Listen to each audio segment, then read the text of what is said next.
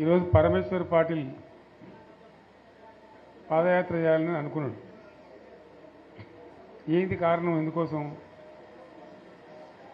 ఆయన పాదయాత్ర చేయాలి, ఈ పార్టీని బలోపేతం చేయాలి, ముందుకు పోవాలి అని ఎందుకు అనుకోవాల్సి వచ్చింది?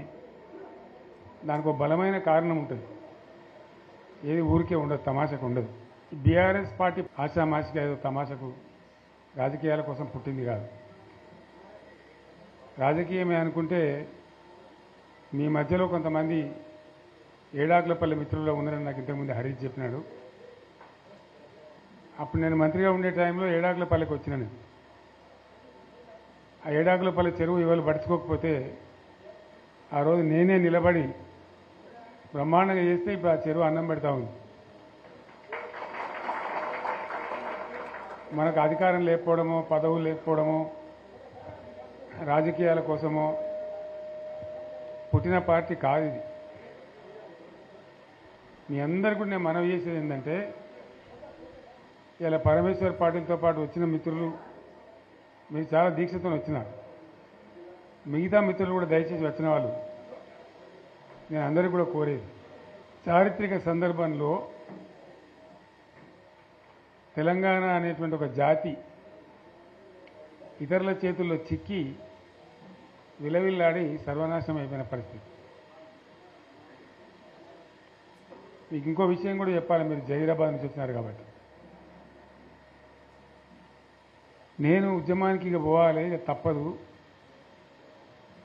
తెలంగాణ అయితే తప్ప ఈ గడ్డకు విముక్తి రాదు, ఈ రైతులు బాగుపడరు, ఖచ్చితంగా 600 తేల్చుకోవాలని చెప్పి ఒక నిర్ణయానికి వచ్చినాను. నిర్ణయానికి వచ్చిన తర్వాత రంగారెడ్డి జిల్లాలో నాకు ఒక భూమి ఉంది. ఇక గవర్నమెంట్ ఇళ్లలో మనం ఉండొద్దు కదా ఉద్యమం చేసేటప్పుడు, ఇండిపెండెంట్గానే ఉండాలని చెప్పి నిర్ణయం చేసుకొని ఆ భూమిని అమ్మేసి బంజారాహిల్స్లో నేను ఉండే ఇల్లు కొనుక్కున్నాను. కొన్ని డబ్బులు మిగిలి ఉండే, మిగిలితే కన్నా భూమి కొందామంటే ఒక ఆయన కలిసింది నాకు. వాళ్ళు కలిసిన ఆయన కాళహస్తి ఆయన గోపాలకృష్ణారెడ్డి అని నా దోస్తుండే. ఎక్కడ పోయినామంటే ఇట్లా ఇల్లు కట్టుకుంటున్నా అని చెప్పి కొన్ని డబ్బుల్ని భూమి కొనుక్కోవాలంటే, నెల్లూరు ఆయన ఒక ఆయన ఉన్నాడు, నేను రేపు చెప్తాను, నీ దగ్గరికి వస్తాడు, ఆయన తీసుకుపోయి నీకు భూములు చూపెడతాడు అని చెప్పాడు. ఎవరు? నెల్లూరు ఆయన. సరే రాని మానికైతే చూద్దామని నేను పొద్దున వచ్చింది. వచ్చిన తర్వాత పోదాం సార్ అని బయలుదేరినాం. బయలుదేరిన తర్వాత ఇక చక్కగా నారాయణఖేడ్ దాకా పోవాలి సార్ అని. సరే మంచిది పా అని చెప్పి సదాశివపేట కన్నా ముందు నుంచి చూపెడుతుంది నాకు. సదాశివపేట కన్నా జర ముందు నుంచి ఆడ 1700 ఎకరాలు ఆయనే అడ్వాన్స్ ఇచ్చింది. 1700 ఎకరాలు. ఇక ఆ నుంచి ముందుకు పోతుంటే ఇది పలానది, ఇది పలానది, ఇది పలానది చెప్పుకుంటా జైరాబాద్ టౌన్కి వచ్చింది. వచ్చిన తర్వాత కొంచెం ఇప్పుడు అది మొగడంపల్లి మండలైందేమో, ఆడ దిక్కు తీసుకొని పోయింది కొంత దూరం. అప్పుడు జైరాబాద్ మండలం ఉండేది. తీసుకొని పోయి చూపించింది ఇవన్నీ పలాంది. అలా ఒక్కంది కూడా మన తెలంగాణలో పోయలేదు, అన్ని ఆంధ్రలో పోయలేదు. సరే ఇంకేం చూపెడతామని అడిగింది. ఇంకా చాలా ఉన్నాయి సార్, నారాయణఖేడ్కి కూడా పోవాలి, నాకు అర్థమవుతుంది కదా, తెలుస్తుంది కదా అని చెప్పి సరే ఇలా లద్దు బాయ్సాబ్ ఇక రేపు తిరుగుదామని చెప్పి తెల్లారి మళ్ళీ తీసుకొని పోయాం. ఇక పోయి అటు నారాయణఖేడ్ దిక్కు చాలా దూరం పోయినాం. మన బీదర్ రోడ్ పోయి పోతాం కదా, అటు చాలా దూరం పోతే ఇప్పుడు ఈయనది ఒక 60 ఎకరాలన్నది నన్ను దొరకపోయినది, అలా చెరుకు పెడుతున్నారు. జరిగి మళ్ళీ మొగడంపల్లి ఇతరులకి జైరాబాద్ రూరల్ మండలం తీసుకొచ్చి వచ్చిన మన బుదేరా గుట్ట ఉంటుంది కదా, అసలు మట్టి గుట్ట ఎక్కించి నిలబడితే మొత్తం కనబడుతున్నాయి ఇట్లా మామిడి తోటలు, ఫామ్ హౌజులు. ఆడ చూపెడుతుంది ఇదే వాళ్ళదంటే ఇది సత్యరాజు గారిదండి 300 ఎకరాలు, ఇది పలానా అని అన్ని ఆంధ్రలో పేర్లే. మన జైరాబాద్ నియోజకవర్గంలో కూడా, నారాయణఖేడ్ నియోజకవర్గంలో కూడా అవి చూసిన తర్వాత నేను రాత్రి హైదరాబాద్ వచ్చిన తర్వాత మిత్రులతో మాట్లాడి ఇక ఉన్న తెలంగాణ ఇప్పటికే పోయింది, 600 సరే తెలంగాణ కావాల్సింది, ఇక ప్రాణం పోయినా సరే కొట్టాలని చెప్పి జైరాబాద్ నారాయణ ఖేడ్ చూసి వచ్చిన తర్వాతనే ఇంకింత బలమైన నిర్ణయం తీసుకొని మొండిగా పోరాటానికి పోయినాం.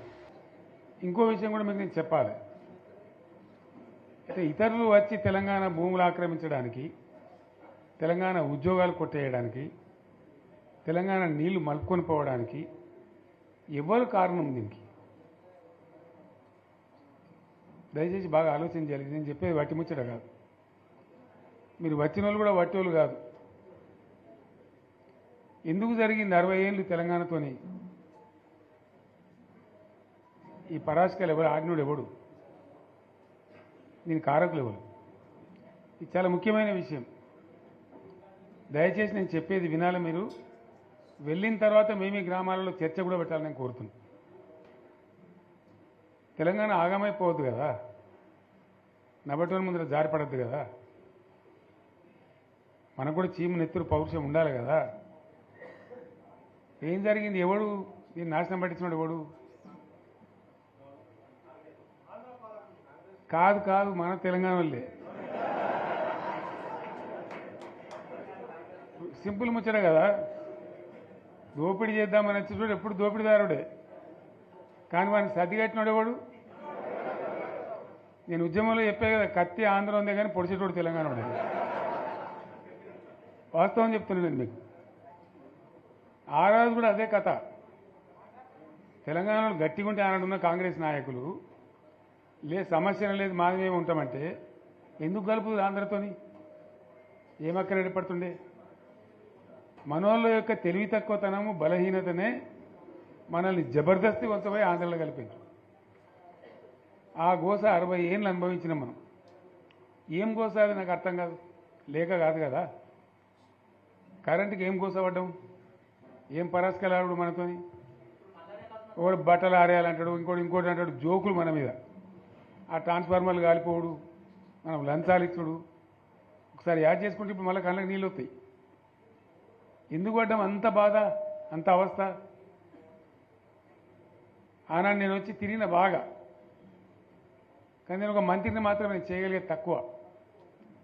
ఉన్నంతలో తిరిగిన మా బడంగపేట చెరువు కానీ, ఏడాకులపల్లి చెరువు కానీ, గొడిగాడిపల్లి చెరువు కానీ కొన్ని పనులు ఏదో చేయగలిగినాం అప్పుడు చేసినంతలో. కానీ ఎందుకైనా మంచిది ప్రాణం పోయినా సరే అని చెప్పి కొట్లాన్ని దిగినాం. కొందరు వెనుక, కొందరు ముందు. మనోళ్ళు జమ కావడానికి ఆలస్యం పట్టింది, టైం పట్టింది. కానీ తెలంగాణ తెచ్చుకున్నాం. ఒక 20-25 ఏళ్ళు గోసపడ్డ కరెంటు. 25 ఏళ్ళు కదా. మోటార్లు గాలుడు, ట్రాన్స్ఫారం గాలుడు, లంచాలిచ్చుడు, అంత గోసపడ్డటువంటి బాధను 6-7 నెలలనే 24 గంటలు అందరికీ కరెంట్ స్టార్ట్ చేసినాం. మరి కాంగ్రెస్ వాళ్ళు చాలా పెద్ద సిపాయిలైనా ఇది. ఒకరిని మించిన వాడు ఓడుండే.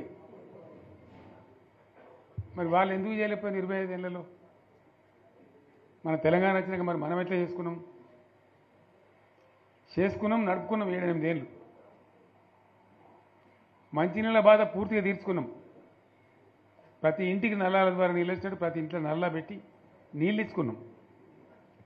తెలంగాణ వస్తే లాభమైంది, మా ప్రజలకు కొన్ని మౌలికమైన బాధలు పోవాలి, కొన్ని అవస్థలు తీరాలని చెప్పి మిషన్ భగీరథ కావచ్చు, మరొకటి కావచ్చు, కరెంటు కావచ్చు తెచ్చుకున్నాం. 24 గంటలు కరెంట్ ఇచ్చుకున్నాం. ఏమైనా ప్రాజెక్టు చెరువు కింద నీళ్ళు తీసుకుంటే బంద్ చేసినాం. నీటి తీరువ రద్దు చేసినాం. అట్లా ఎన్నో సదుపాయాలు చేసుకున్నాం రైతులకు. బాగా జరుగుతుండే. అప్పుడప్పుడు ఏమవుతుంది? కొన్ని దుష్ట దినాలు వస్తాయి, చెడు గడియలు వస్తాయి. మనోళ్ళు కూడా అలవోకగా ఓట్లేసారు. మీరు గొప్పలో మీరు మాణిక్యరావుని గెలిపించారు. కానీ కొన్ని నియోజకవర్గాలలో నేను చెప్పినా కూడా అప్పుడు మంది మాటలు పట్టుకొని మారమానం పోతే మళ్ళీ వరకు ఇల్లు కాలిపోతుంది,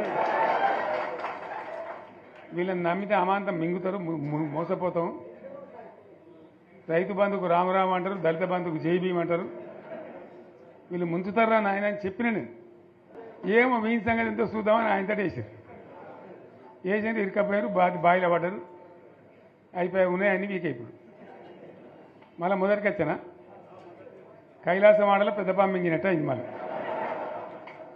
అంతే కదా, గ్యారంటీగా మంచిగా సంసారం జరుగుతుంది. ఇద్దరు తువ్వకొచ్చినాం, రైతులు ఇంత ముఖం తెలివి అవుతుండ్రి, ఇంత బాకీలు కట్టుకుంటుండ్రి. ఎంతోమంది పాపం సిటీలు వేసుకుందరు, ఏదో వేసుకుందరు. రైతు బంధు పైసలు పడితే ఎంత సంతోషం ఉంటుండే. ఆయన పోయిన ఇప్పుడు గంగలు గడిచిపోయింది. ఇప్పుడు వాడు ఇస్తాడో ఏడో భగవంతుని కనుక ఇచ్చినా కూడా మోసమే. ఏదో మళ్ళీ ఎలక్షన్ కోసం దానికోసం చేస్తారు తప్ప కడుపు నిండా ప్రేమను ఇచ్చేది గిట్లే ఉంటుందా? మనం ఉన్నప్పుడు కరోనా వచ్చింది.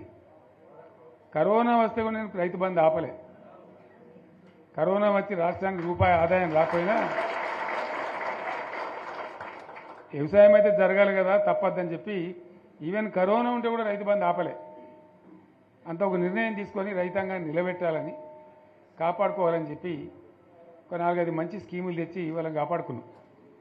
గౌరవంగా బతికిన రైతులు ఒక ధీమా వచ్చినండి. రైతు బీమా పడితే ఎంతమందికి సాయం జరిగింది? గుంట భూమి ఉన్న కూడా మంచిగా సాయం జరిగింది, చిన్న రైతు కూడా సాయం జరిగింది. అట్లా అందరికీ మనం గొర్రెల కాపలకు గొర్రెలు ఇవ్వడం కానీ, చేప పిల్లలు కానీ, అనేక రకాల అన్ని వర్గాల ప్రజలను ఎట్లా ఆదుకోని అట్లా ఆదుకున్నాం. మా తెలంగాణ కదా మేము తెచ్చుకున్నాం కష్టపడి. మా వాళ్ళందరి పైకి రావాలి. కాంగ్రెస్ గవర్నమెంటు, కాంగ్రెస్ పార్టీ మొదటి నుంచి కూడా ముస్లింలో ఓట్లేసుకున్న తప్ప ముస్లింలకు మనం చేసినరా? ముస్లిం మైనార్టీ పిల్లలకు, మన గిరిజన పిల్లలకు, మన ఎస్సీ పిల్లలకు, మన బీసీ పిల్లలకు ఎంత మంచి రెసిడెన్షియల్ స్కూల్ పెట్టుకున్నాం. అందరినీ కూడా ముందుకు తీసుకుపోవాలి. ఇవాళ మన కళ్ళ ముందని నాకు బాధ కలిగేది ఏంటంటే, చిన్న వర్గాల ప్రజలు కాన్వెంట్ స్కూళ్ళలో చదివించలేరు, వాళ్ళ పిల్లలు కూడా బాగా చదవాలని చెప్పి ఎస్సీలకు, బీసీలకు, మన గిరిజనులకు, మన మైనార్టీ సోదరులకు గురుకుల పాఠశాలలు పెట్టాం. అద్భుతమైన చదువుకునే వాళ్ళు. ఇవాళ మొత్తం రోజు బడి పిల్లలు విషాహారము, కడుపు నొచ్చుడు, బాధపడు, పురుగులు అన్నం పెట్టుడు. పిల్లలు వెళ్ళిపోతున్నారు, ఆ స్కూళ్ళ నుంచి ఇళ్ళకి వెళ్ళిపోతున్నారు. తల్లిదండ్రులు కూడా భయపడి తీసుకుపోతున్నారు. ఏం ఘోరం ఇది నాకు అర్థం కాదు. మళ్ళీ ఇది చేసేవాడు ఇప్పుడు మళ్ళీ అదే కాంగ్రెస్ పార్టీ. అంతేనా? మళ్ళీ పాత కాంగ్రెస్ మోపోయింది, మళ్ళీ కరెంటు కోతలు మోపోయినాయి. ఎండాకాలం ఇంకేం గతి అవుతుందో, మార్చి ఏప్రిల్ ఏమవుతుందో. ఇంకా ఇక్కడ కరెంటు కోతలు మోపోయినాయి, ఇటు మంచినీళ్ళు సరికొత్తలేవు, అడిగే నాతులు లేడు. ఎవడన్నా గట్టిగా నిలదీసి అడితే వాడిని పోలీస్ స్టేషన్లో పట్టేయడం. ఇదేనా రాజ్యం? ఇట్లే ఉంటుందా రాజ్యం? ఎందుకు వచ్చింది ఈ పరిస్థితి చెప్తా. నాకు తెలుసు, నాకేం గుర్తులేదు. నేనేమంటున్నా అంటే, ఇట్లా అనేక పనులు చేసుకున్నాం మనం. గోదావరి నుంచి నీళ్ళు తెచ్చుకున్నాం, నీళ్ళు తెచ్చుకొని మంచినీళ్ళ తర్వాత సాగునీళ్ళు వెంబడబడ్డాం. మెదక్లో యువతల ప్రాంతం అంతా కొంత అందినాయి నీళ్లు, పాత మెదక్ జిల్లాలో. మీదికి మిగిలిపోయినాయి మన 2 తాలూకాలు ఉండే, నారాయణఖేడ్, జైరాబాద్. వాళ్ళకి నీళ్ళు రావాలి. ఎట్లా రావాలి గోదావరి నీళ్లు? సింగూరు ఓ టైంలో నిండుతుంది, ఓ టైంలో నిండది. మరి నిండినప్పుడు ఎట్లా? గోదావరి నీళ్ళే దిక్కు. ఇక్కడ ఏదైతే మల్లన్న సాగర్ కట్టామో 50 టీఎంసీలతోని, దీనికే లింకు చేసి సింగూరు నింపేటట్టు సింగూరు నుంచి లిఫ్ట్ చేసి సంగమేశ్వర, బసమేశ్వర అని 2 లిఫ్ట్లు పెట్టుకున్నాం. 2 తాలూకాలకు, రెండింటికి కూడా లక్ష ఎకరాల పైచీలకు వచ్చేటట్టు ఎకరాల నీళ్ళ స్టెట్ పెట్టుకున్నాం. టెండర్లు పిలిచినాం, పనులు స్టార్ట్ అయినాయి, గుత్తేదారులు వచ్చిండ్రు, పనులు మొదలుపెట్టిండ్రు. ఇవాళ ఈ కాంగ్రెస్ గవర్నమెంట్ ఆ టెండర్లు ఎందుకు ఆపింది? సంగమేశ్వర, బసవేశ్వర ఎత్తిపోతల పథకాలు ఎందుకు నిలిపేసింది? ఎవరి కోసం నిలిపేసినట్టు? నేను హరీష్ రావుకి చెప్తున్నా, మీరు 2 తాలూకాల ప్రజలను కూడా సమీకరించి సంగమేశ్వర, బసవేశ్వర మీద పెద్ద ఎత్తున దండయాత్ర చేయాలి, పోరాటం చేయాలి.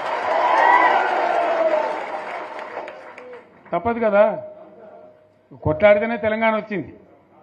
ఇది కూడా రావాలని కొట్లాడంటే ప్రజలు విజృంభించాలి, అయితేనే నీళ్ళు వస్తాయి. సంగమేశ్వర లిఫ్ట్ రావాల్సిందే, బసవేశ్వర లిఫ్ట్ రావాల్సిందే. ఖచ్చితంగా 2 తాలూకాలకు కూడా 1,50,000 ఎకరాలకు నీళ్ళు వస్తే పంటలు పండితే మనం బతుకుతాం. అంతే కదా, ఆందోళన కొడుతుంది దానిలో. సంగమేశ్వర బసవేశ్వర ఆందోళన కూడా ఉంది. సింగూరు కాక సింగూరు మీది ప్రాంతానికి వచ్చేదంతా కూడా దాదాపు 70,000-80,000 ఎకరాల ఆందోళన కూడా ఉంది. సో అంత మంచి ప్రాజెక్ట్ ఇవాళ కాంగ్రెస్ ఎందుకు ఆపింది? ఓ మినిస్టర్ ఉన్నాడా, ఆయన ఆందోళన. మరి ఆయన ఏం చేస్తున్నట్టు? మంత్రి పదవులు, ముఖ్యమంత్రి పదవులు ఎందుకు? 10 మందికి మెయిల్ చేయడానికా, లేదా తమాషా చేయడానికా? డ్రామా కాదు కదా. కాబట్టి మనం వీళ్ళ మెడలు వంచి ఖచ్చితంగా వాటిని సాధించాలంటే పోరాటానికి సిద్ధం కావాలి. ఓపిక పట్టిన మనం ఓపిక పట్టలేదు. ఇప్పుడు 14 ఏళ్ళు అవుతుంది ఈ గవర్నమెంట్ వచ్చి. మనం ముందే అంటే మనం కన్నేరు అందరూ ఇంకోటి అందరూ ఓపిక పట్టినాం. ఇప్పుడు వాళ్ళు ఇక కుయ్యలేదు, కుట్టుకోలేదు, ఏం లేదు, మాటనే లేదు. అంటే మనం కొట్లాట చేయాలి. ప్రత్యక్ష ప్రజా పోరాటాలు లేవదీసి ఖచ్చితంగా ఈ ప్రభుత్వం మెడలు వంచి సంగమేశ్వర బసవేశ్వర సాధించాలి. అటువంటి అవసరం ఏర్పడితే పోరాటాన్ని నేను కూడా మీతో పాటు వస్తానని మనం చేస్తాను. తప్పదు. మరి మనకేం చేస్తాం? మంచి మాటకు మంచి మాట, చెడ్డ మాటకు చెడ్డ మాట, అంతే కదా. పోరాటం లేవదీయాల్సిందే. మీ ఎమ్మెల్యే మాణిక్యరావు నాయకత్వంలో, అక్కడ మాజీ ఎమ్మెల్యే భూపాలరెడ్డి నాయకత్వంలో, మీ జిల్లా నాయకుడు హరీష్ నాయకత్వంలో ఖచ్చితంగా దీని మీద పోరాటానికి మీరు బాటలు ఏర్పాటు చేయండి. మొత్తం యావత్ జిల్లా కూడా మీతో కలిసి వస్తుంది. అందరు నాయకులు వస్తారు, అందరు కూడా ఉంటారు. సంగారెడ్డి ఎమ్మెల్యే గారు కూడా మీతో పాటు ఉంటారు. అందరం కలిసి కొట్లాట తప్ప రాదు. అయితే ఈ కొట్లాట మనకు తప్పదు. ఎవలకు? బీఆర్ఎస్ వాళ్ళకు. ఎందుకంటే బీఆర్ఎస్ పుట్టిందే తెలంగాణ కోసం. తెలంగాణ సాధించడం, తెచ్చిన తెలంగాణను లైన్లో పెట్టినాం మనం. మళ్ళీ ఇప్పుడు ఈ దరిద్రులు వచ్చి మళ్ళీ నాశనం పడుతున్నారు, అంతే కదా. మళ్ళీ దీన్ని కాపాడాలంటే ఎవడు కాపాడు? మళ్ళీ మన నుంచే కావాలి.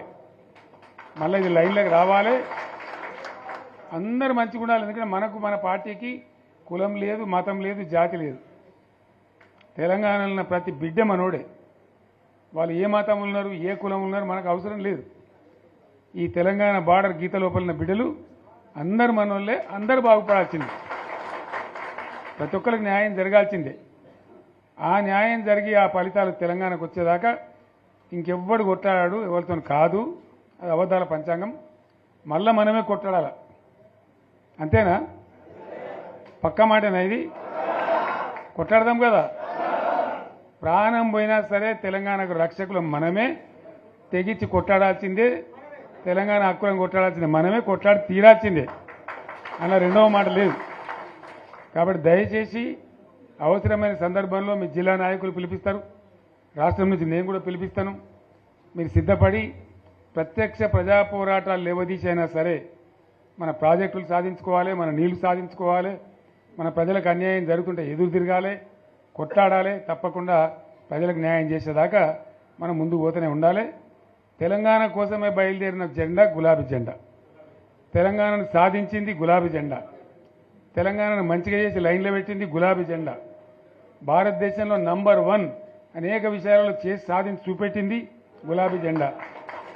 జర్రంత మోసం జరిగింది. ఆ జర్రంత మోసానికి ఇవాళ ఓడోడిగా ఉనుక మీద రోకలోనే దుంకులాడుతుండు, అంతే కదా. ఎందుకు వానికి దాని కూడా ఏమేమో మాట్లాడుతుండు. సరే, నేను గంభీరంగా మౌనంగా చూస్తున్నా. నేను కొడితే వట్టి కొట్టు నాకు అలవాట్లేదు కదా. నేను వెళ్ళినా అంటే మళ్ళీ భూకంపం పుట్టాలిగా. చూద్దాం ఎక్కడి దాకా చేస్తారో, వీళ్ళ కథ ఏందో చూద్దాము. మనోళ్ళందరూ కూడా ప్రతిపాదిస్తుంది ఏంటంటే, 1 సంవత్సరం జరిగిపోయింది. సంగమేశ్వర ఆన్నే పన్నది, బసవేశ్వర ఆన్నే పన్నది, పాలమూరు ఎత్తిపోతల పథకం ఆన్నే పన్నది, కాళేశ్వరం అట్లా ఎండబెడుతున్నారు. ఇవన్నీ అన్యాయాలున్నాయి. కాబట్టి ఫిబ్రవరి నెలాఖరులో ఒక పెద్ద బహిరంగ సభ పెట్టాలి, వీళ్ళ కథ చూడాలి అనేది జరుగుతూ ఉంది. కాబట్టి మీరు కూడా పెద్ద ఎత్తున దయచేసి ఆ సభకు కదిలి రావాలి. అంత దూరమే ఉండదు.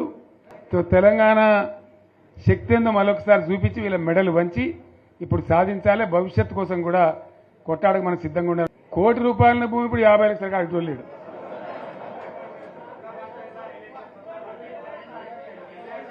ఈ ఒక్కని బాధగా ఉంది వచ్చారు హైదరాబాద్కి. అందులోకి ఇద్దరు ముస్లిం సోదరులు వచ్చారు. साहब सोब तबाह हो गया, इफलासी मुफ्त क्या तबाह हो गया, तुम्हारे क्या हो, तुम हैदराबाद में तुम लोग हैं. मेरा कारोबार है साहब, मेरा छोटा मोटा कारोबार है, होटल भी है, 70% गिर गया अब. हर कोई पूछ रहा है, हर कोई केसीआर को याद कर रहा है साहब अंటారు. వాళ్ళు మాట్లాడుతున్నారు. ఎక్కడ ప్రతి ఒక్కరు భూముల ధరలు పోయినాయి, మన్ను పోయినాయి, మసానం అన్ని పోయినాయి. ఎంత మంచిగా 4 ఎకరాల రైతు నేను 4 కోట్ల ఆసామని అనుకుంటుండే, అంత ధీమా ఉండే, ఎంత బాగుండే. హైదరాబాద్ నుంచి అడిగితే కూడా వచ్చి మనం ఇవ్వకపోదాం భూములు, డిమాండ్ పెరగానని. అంత బ్రహ్మాండంగా మారుమూల ప్రాంతంలో కూడా 40 లక్షలు 50 లక్షలు ఎకరానికి ఉండే. అటువంటిది సగానికి సగం పడిపోయి మొత్తం నాశనం చేశారు. వీళ్ళని ఇట్లే వదిలిపెడితే ఇంకింత నాశనం అవుతుంది. కాబట్టి మనం కొట్లాడాల్సిందే. నేను ఇంకొక మాట మీకు చెప్తా. ఎలక్షన్లలో నేను మస్తుగా చూసిన 50 ఏళ్లలో పార్టీలు గెలుతాయి, ఓడతాయి. ఇంత మాయలు మీ ఏడాది లోపలనే కాంగ్రెస్ పార్టీ దొరికితే కొడతాం రానంత కోపంలో ఒక్కటే ఏడాది లోపు. ఇంకా వాళ్ళ బొంద తెలివికి నిన్న వాని పార్టీడే మంది పెట్టాలి, అదేందో పోలింగ్ పెట్టిన వాడు చూసిరా మీరు. ఆ పోలింగ్ పెడితే 70% మనకు వచ్చింది, 30% మనకి వచ్చింది. వాడు పెట్టిందే, మనం పెట్టింది కాదు. 75 ఇది పరిస్థితి. అదే నేను ఏమంటున్నా అంటే, ఫామ్ హౌస్ అంటే ఇది ఏముంటుంది, వారి ఉంటుంది, మక్కు ఉంటుంది, అల్లం ఉంటుంది. కాంగ్రెస్ వాళ్ళు అయితే మనిషి తెరిచే పారబడి తవ్వచ్చు కూడా లంగత. దీన్ని ఫామ్ హౌస్ అని మనం బదనాం చేసి అంతే కదా. నేను ఏమంటున్నా అంటే, అన్ని మబ్బులు వీడిపోయినట్టు ప్రజలకు అన్నీ తెచ్చిపోతున్నాయి. మంచి ఏంది, చెడ్డ ఏంది, ఏం జరిగింది అన్నీ ఇంకా ఘోరమవుతుందని చెప్తున్నా. వీళ్ళ తెలివితక్కువతనానికి ఏమైంది, నిన్న మొన్న రిపోర్ట్ వచ్చింది. Comptroller and auditor general of India అని కాగ్ అంటారు దాన్ని. కాగ్ రిపోర్ట్ వచ్చింది. గవర్నమెంట్లో వచ్చిన ఆదాయం కంటే 13,000 కోట్ల రూపాయల ఆదాయం తగ్గిపోయింది. ఇంకా మార్చికి పోయే వరకల్లా ఇంకో 3-4 కోట్ల అవుతుంది. అంటే 15,000 కోట్ల ఆదాయం పోతుంది.